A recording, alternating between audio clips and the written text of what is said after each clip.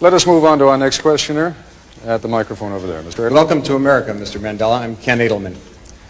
Those of us who share your struggle for human rights and against apartheid have been somewhat disappointed by the models of human rights that you have held up since being released in jail.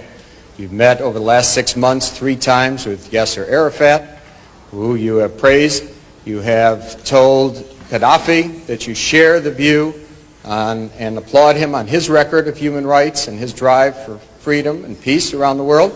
And you have praised Fidel Castro as a leader of human rights and said that Cuba was one of the countries that's head and shoulders above all other countries in human rights, despite the fact that documents at the United Nations and elsewhere show that Cuba is one of the worst.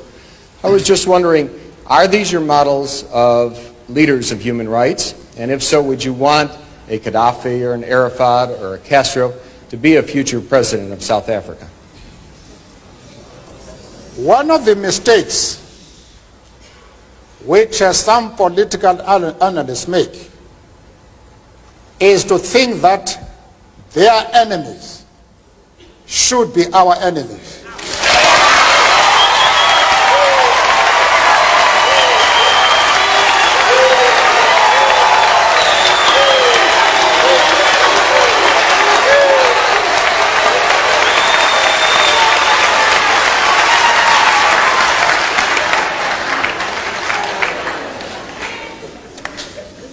That we can and we will never do. We have our own struggle which we are conducting. We are grateful to the world for supporting our struggle. But nevertheless, we are an independent organization with its own policy.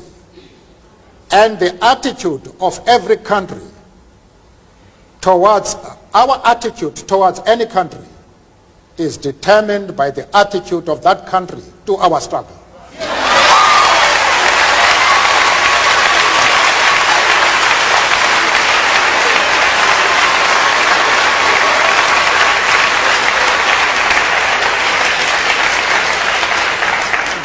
Yasser Arafat,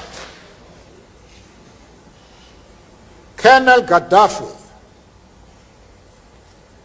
Fidel Castro support our struggle to the hilt.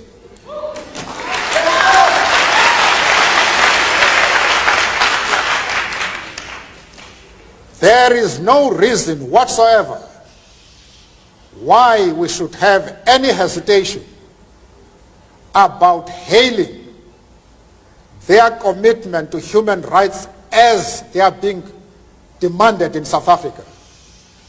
Our attitude is based solely on the fact that they fully support the anti-apartheid struggle.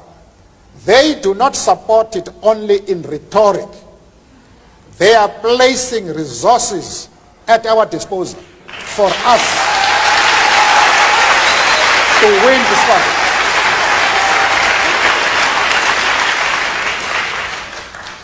That is the position.